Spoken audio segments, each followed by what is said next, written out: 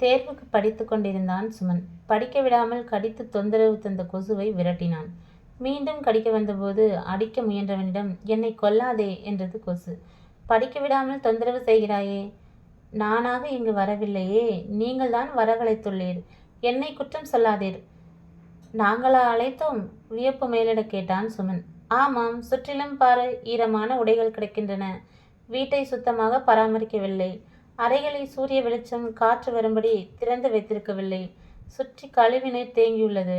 தோட்டத்தில் செடிகளை பராமரிக்கவில்லை. தேங்காய் மூடி, தேவையில்லாத பிளாஸ்டிக் பொருள்கள் குப்பையாக தேங்கியுள்ளது. இவற்றை நீக்கினால் நாங்கள் வரமாட்டோம். நோய்கள் பரவாது. இப்போது புரிந்ததா? ரெக்கையை ஆட்டி பறந்தது கொசு. வீட்டின் சுற்றுப்புறத்தை சுத்தமாகவும் காற்றோட்டமாகவும் வைத்தால் மகிழ்ச்சியுடனும் வாழலாம் என்பது சுமனுக்கு புரிந்தது. கொசு கற்றுக் கொடுத்த பாடத்தை மனதில் பதிய வைத்தான். நண்பர்களுக்கும் தெரிந்தவர்களுக்கும் புரிய வைக்க திட்டமிட்டான்.